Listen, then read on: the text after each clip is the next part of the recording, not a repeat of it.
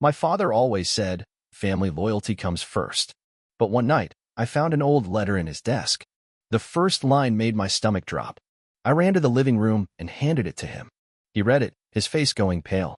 My mother walked in and saw the paper. "You weren't supposed to find that," I whispered, "so everything you told us was a lie." Growing up in a modest home in Chicago, my father, Robert, was the cornerstone of our family. A man of unwavering principles, he often reminded my siblings and me of the paramount importance of family loyalty. His words were a constant refrain: family loyalty comes first. My mother, Margaret, complimented him perfectly, embodying warmth and nurturing care. Together, they painted a picture of a harmonious family life. Our family owned a small but thriving hardware store on the South Side. Established by my grandfather, it had been passed down to my father, who dedicated his life to its success. As the eldest son, I was naturally integrated into the business from a young age, learning the ropes and understanding the value of hard work. My younger sister, Laura, pursued her passion for teaching, while my brother, Daniel, ventured into the corporate world. One evening, after closing up the shop, I returned home to find my father engrossed in paperwork at his desk. The familiar scent of old wood and ink filled the study. As I approached to bid him good night, a slightly yellowed envelope caught my eye, peeking out from beneath a stack of documents. The handwriting on it was elegant yet unfamiliar. Curiosity got the better of me, and I gently pulled it out. "Dad, what's this?" I inquired, holding up the envelope. He looked up, and the moment his eyes landed on the letter, his expression shifted from concentration to alarm. "Where did you find that?" he asked, his voice tinged with unease. "It was right here on your desk," I replied, feeling a growing sense of apprehension. Without waiting for his permission, I opened the envelope and began reading the letter inside. The first line made my stomach drop. "Dear Robert, it's been years since our paths diverged, but I believe it's time you knew the truth about your son." My heart pounded as I continued reading. The letter was from a woman named Eleanor, who claimed to have had a relationship with my father decades ago. She revealed that they had a son together, Michael, whom she had raised on her own after my father chose to stay with my mother and their existing family. Tears blurred my vision as I whispered, "So everything you told us was a lie?" My father reached out, attempting to take the letter from me, but I pulled away. The room felt suffocating, the walls closing in as the weight of the revelation settled over me. At that moment, my mother walked in, her face etched with concern. She glanced between my father and me, then her eyes settled on the letter in my trembling hands. Recognition dawned on her face, followed by a deep sorrow. "You weren't supposed to find that," she murmured, her voice breaking. "You knew?" I asked, betrayal evident in my tone. She nodded slowly, tears streaming down her cheeks. "I found out years ago. Your father and I decided to keep it a secret to protect the family." "Protect the family?" I echoed, my voice rising. "By hiding a brother from us? By living a lie?" My father finally spoke, his voice heavy with regret. "I made mistakes in my youth. When I met your mother, I thought I could leave the past behind. But the past has a way of resurfacing." The room fell into a heavy silence, each of us grappling with the magnitude of the revelation. Over the next few days, emotions ran high. Laura was devastated, feeling as though her entire childhood had been a facade. Daniel, ever the pragmatist, sought out Michael, wanting to meet the brother we never knew existed. I was torn between anger and curiosity. After much contemplation, I decided to reach out to Michael. We met at a cafe downtown. He was a spitting image of our father in his younger days, a mirror reflecting a past I had been oblivious to. Michael was gracious, understanding the complexity of the situation. He had grown up knowing about us, but chose to respect our father's wishes by staying away. Despite the circumstances, he had built a successful career and had a family of his own. Our meeting was both cathartic and painful. We shared stories, bridging the gap that years of secrecy had created. Through our conversations, I began to see my father not just as the pillar of strength I had always known, but as a flawed human who had made choices, some right, some wrong. Back at home, discussions with my parents were intense. Trust had been shattered, and rebuilding it seemed an insurmountable task. My father apologized repeatedly, expressing his deep remorse for the pain he had caused. My mother, too, shared her struggles in grappling with the truth over the years. Family therapy became a part of our routine. Through guided sessions, we confronted our feelings, aired our grievances, and slowly began the process of healing. It wasn't easy, and scars remained, but there was a collective desire to move forward.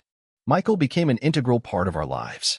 Family gatherings expanded to include him and his family, and bonds were formed that transcended the pain of the past. Through this journey, I learned that family loyalty isn't about blind allegiance, but about honesty, understanding, and forgiveness. Things were finally starting to settle. Michael had started coming by the house for dinner every other Sunday. Mom would cook like she always did, putting extra effort into each dish, like she was trying to feed the guilt away. Dad was quieter, more thoughtful, always watching us like he was still afraid the truth would blow everything apart. But 3 months after we met Michael, the real trouble started. It was a Saturday morning when I heard yelling outside the hardware store. I rushed out and saw a man in a wrinkled coat arguing with Michael. The man looked rough, beard overgrown, eyes bloodshot, like someone who hadn't slept in weeks. "You stole from me," he shouted. "You think just 'cause you found your family, you can walk away clean?" Michael turned pale. "Keep your voice down. This isn't the place." "Too late for that," the man barked. "Tell them, Michael. Tell your shiny new family who you really are." My heart dropped. I stepped in between them. "Hey, back off. Who are you?" The man laughed bitterly. "I'm the guy who went to prison while he took the money and disappeared." Michael's eyes dropped to the pavement. The man shoved a crumpled newspaper clipping in my hand. "You want to know who your brother really is? Start here." He turned and walked away, muttering curses under his breath. Michael sighed, looking at me with tired eyes. "It's not what it looks like." But when I looked at the paper, it was exactly what it looked like. A story from 2010. Armed robbery at a pawn shop in St. Louis. 2 suspects. 1 caught. 1 vanished. The 1 caught. The man I just met. The one who vanished? An unnamed suspect, last seen fleeing in a silver pickup. The truck in our driveway? Silver Ford F-150. I didn't say anything. I just walked back inside the store. My hands were shaking. That night, I called Laura and Daniel. I told them everything. Daniel was furious.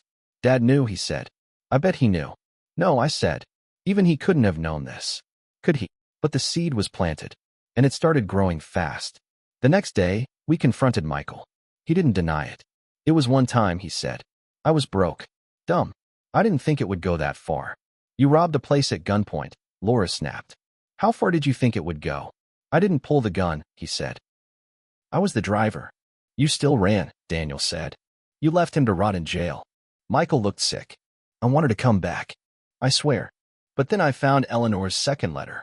The one about Robert being my father. I was already running from the cops.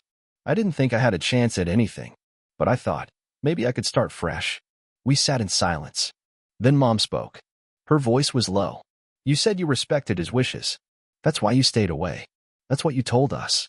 "I did," Michael said. But then he started writing me back. "Your dad." After I wrote that first letter years ago, he actually wrote me back. I turned to my dad. "You what?" He stood frozen, then sat down slowly, rubbing his face. "I didn't think he'd ever find you. I thought if I wrote back, told him to stay away, it would be over. But you kept the letters," I said. "Why?" "Because I wanted to know if he was okay," Dad whispered.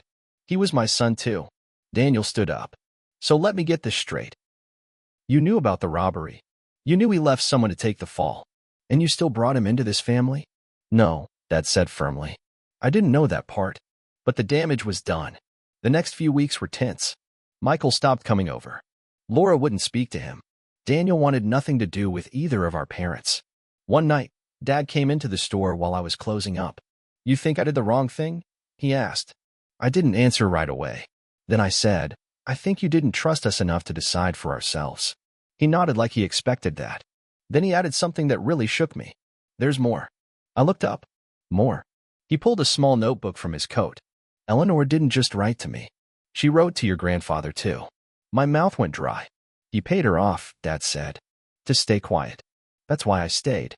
I thought it was over. But after he died, she sent me another letter. I never replied to that one." I flipped through the notebook. It was full of notes from Granddad's handwriting. Amounts, names, descriptions, like some kind of log. It wasn't just Eleanor. There were other names, other women, other children. "I think there's more of us," Dad said quietly. I didn't sleep that night. My thoughts kept circling back to that notebook.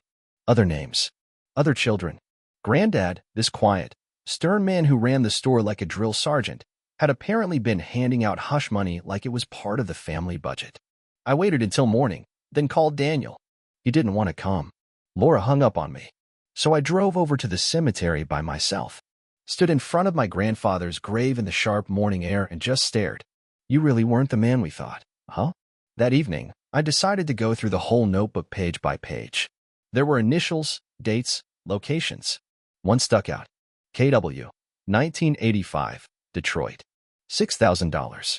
Final payment. Something about that felt recent. Too recent. So I did what any curious, half-mad person would do. I Googled it. Search names, crimes, family trees, obits, anything. And one article caught my eye. Detroit woman claims local businessman fathered her child, demands DNA test, 1998. It was my father's name, Robert.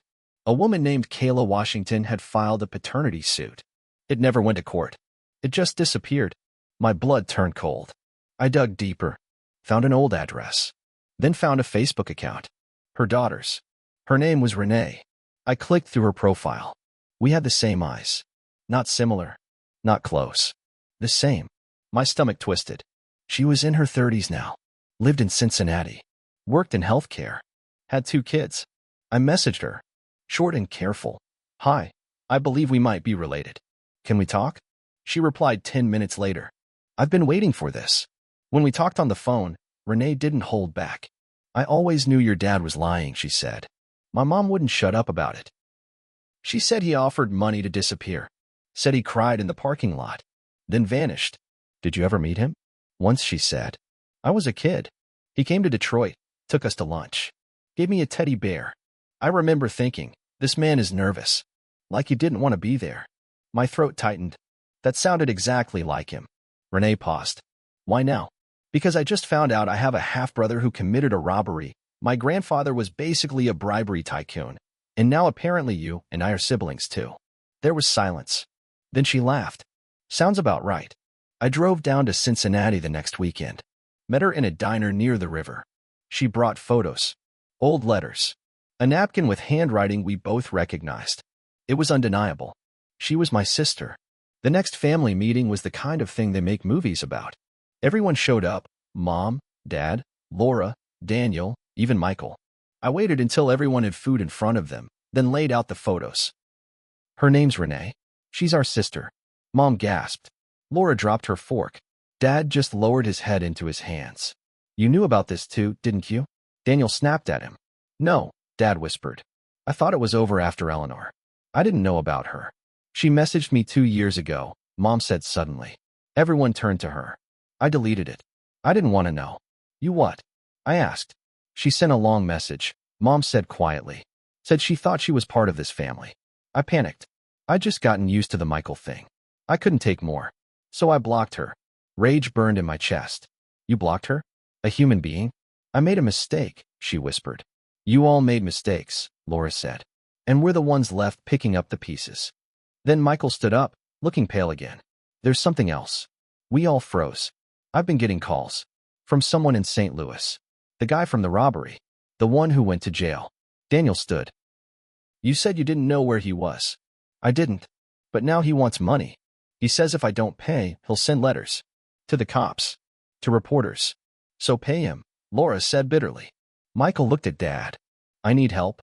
And for once, Dad didn't say anything. He just walked out. 2 days later, the story hit the news.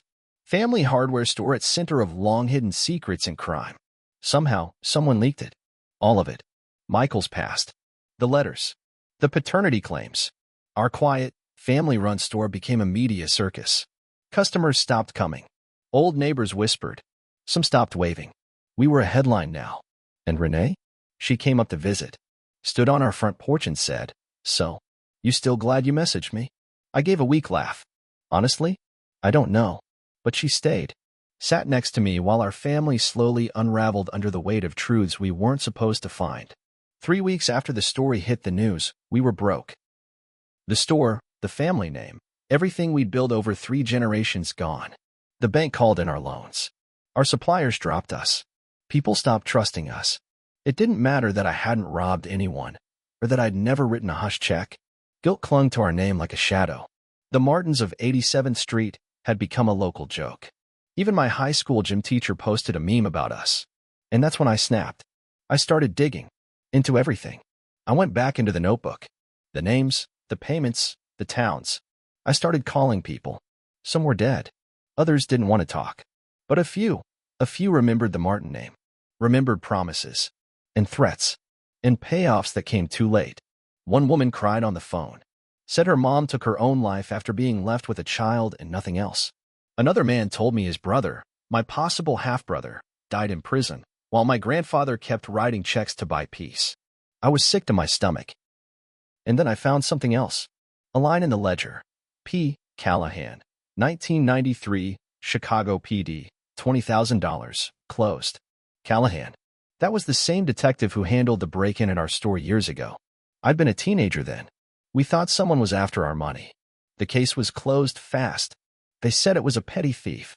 But now, I wondered if it was a warning. So I called in a favor from an old college buddy who worked IT at the city archives. He pulled up an internal memo. Callahan had been investigated for misconduct in the 90s. Nothing came of it. But there was a name that popped up in the files. My dad's. At our next family meeting, more like a court hearing, I laid it all out. You were paying off cops too? I asked Dad. He didn't deny it. I didn't know what else to do, he said. It was your grandfather's mess, and I had to clean it. The family needed to stay safe. Laura stood up and slapped her hand on the table. You didn't keep us safe. You buried us. And Daniel, who had been sitting quietly, pulled out a thick folder and laid it down. What's this? I asked. A lawsuit, he said. Class action. From Renee and the others. I'm helping them build it. We're suing the Martin estate. Mom gasped. You can't, Daniel. You're suing us? I'm suing them, he said, pointing at Dad. And Granddad. For what they did. To everyone. Dad looked broken. For once, he didn't speak. Then Renee stood. I'm suing too. And I'm naming you, Mom. You knew. You ignored me. You helped hide the truth. Mom's lip trembled. I didn't want to lose what I had. You never had it, Renee said. You just borrowed it. Then Michael finally spoke. I'm turning myself in. We all froze. I talked to the man I ran out on, he said. He agreed to drop the threats if I confess. I'll do the time. I deserve it. For the first time, I saw something close to honor in him. But it was too late. 2 months later, the lawsuits went public. News vans camped outside. Dad lost everything. The store property was seized. Mom filed for bankruptcy. Laura moved to Seattle. Daniel testified in court. Renee became the public face of the victims. Michael went to jail. And me? I thought I was clean. I thought I was the good son. But the courts found my name on one of the new checks. One my father had me mail years ago. I didn't ask questions. I just did what he said. And that's what got me. Accessory. Civil penalties. Public disgrace. I lost my job. My girlfriend left. My name was Mud. The last time I saw my father, he was sitting on a plastic chair in a government housing unit. Gray walls. Gray hair. Hollow eyes. He looked at me and said, I did it all for the family. And I just laughed. Then maybe you should have let the family decide what it was worth. I stood up, turned my back, and walked out. Renee now owns the house my grandparents once lived in. She turned the front room into a legal clinic for women fighting paternity cases. Daniel went into politics. Laura teaches kids how to survive family drama through writing. Michael writes letters from prison. I don't answer them. As for me, I kept one thing from the old life. The notebook. Sometimes I open it and read the names. And every time I do, I ask myself one question. How many lives did we destroy trying to protect our own? I still don't have an answer. But I do have one truth now. Loyalty without truth is just a prettier word for betrayal. And family? It's only worth something if you don't build it on lies.